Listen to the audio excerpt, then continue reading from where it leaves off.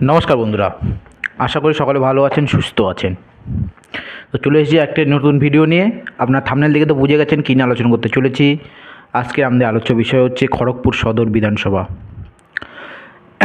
আপনারা জানেন 2026-এ ভোট প্রায় চলে এসেছে দোরগোড়ায়। তো এই সময় এই খড়গপুর সদর বিধানসভা কাদের পাল্লা ভারী? বিজেপি নাকি জোটের নাকি তৃণমূলের? সেটা নিয়ে আজকে আমাদের মধ্যে কিছু আলোচনা করছি। সর্বপ্রথম আছে 2011 সালে। সেই সময় বামপন্থীদের সরকার ছিল, কিন্তু 2011 সালে বামপন্থীদের সরকার পতন হয়েছে।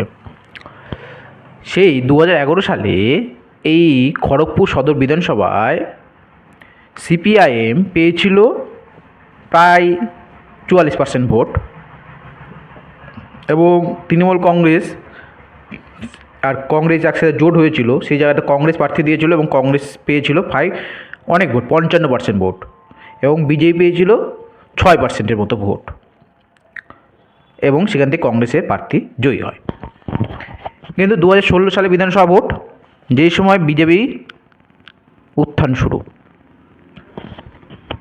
3টে বিধানসভা পেয়েছিল, তার মধ্যে একটি খড়গপুর সদর বিধানসভা। এই সময় কংগ্রেস এবং বামপন্থীর একটা জোট হয়েছিল, সেখানে কংগ্রেস প্রার্থী দিয়েছিল। কংগ্রেস পেয়েছিল এই 35-36%-এর মতো ভোট, তৃণমূল কংগ্রেস পেয়েছিল 21% ভোট, আর বিজেপি পেয়েছিল 39% ভোট। এই 2016 সালে বিজেপি এই খড়গপুর সদর বিধানসভাটি দখল করে রেখেছিল, এবং সেখান থেকে দাঁড়িয়েছিলেন দিলীপ ঘোষ। এরপরে আসে 2021 সালের বিধানসভা। সেখানে তৃণমূল কংগ্রেস এবং বিজেপির মধ্যে একটা হাড্ডাহাড্ডি লড়াই হয়। এই লড়াইয়ে মাত্র 2% ভোটের ব্যবধানে বিজেপির হয়। তৃণমূল কংগ্রেস পেয়েছিল 44% ভোট এবং বিজেপি পেয়েছিল 46% ভোট। মাত্র এই প্রায় 4,000 ভোটের ব্যবধানে সেখান থেকে বিজেপি বিধায়ক হয়। এরপরে আসে লোকসভা ভোটে। এই লোকসভা ভোটে সেখান থেকে প্রায় অনেক মার্জিনে বিজেপি এগিয়েছিল। তাহলে এবার 2026-এর বিধানসভা ভোট।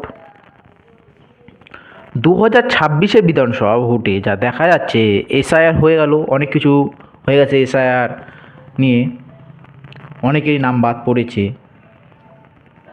কিন্তু এই এসআইআর হওয়ার পরে অনেক মানুষ কিন্তু বিজেপির প্রতি ক্ষুব্ধ হয়ে গেছে। তবুও একটা ধারণা করা যায় যে বিজেপির এখানে প্রায় অনেকটাই ভোট আছে। সেই জায়গায় দাঁড়িয়ে 2026 বিধানসভাতেও বিজেপি এবং তৃণমূল কংগ্রেসের মধ্যে একটা হাড্ডাহাড্ডি লড়াই হবে, এবং এই লড়াইয়ে কিছুটা হলেও বিজেপি বেনিফিটে রয়েছে।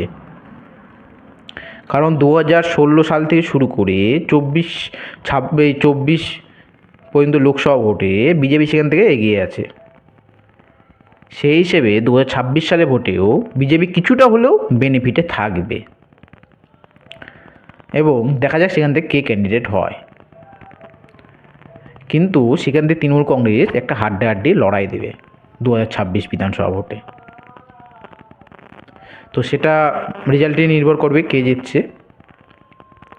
মে মাসের দিকে রেজাল্ট যদি বের হয় তাহলে বোঝা যাবে কে সেখান থেকে বিধায়ক হচ্ছেন। তো আজকে এই পর্যন্ত আলোচনা ছিল খড়গপুর সদর বিধানসভা নিয়ে। যদি আপনাদেরকে ভিডিওটা ভালো লেগে থাকে, অবশ্যই একটা লাইক করবেন, শেয়ার করবেন, এবং চ্যানেলটিকে সাবস্ক্রাইব করে রাখবেন। আপনাদের একটা লাইক আমাদেরকে মোটিভেশন করে নেক্সট ভিডিও বানানোর জন্য।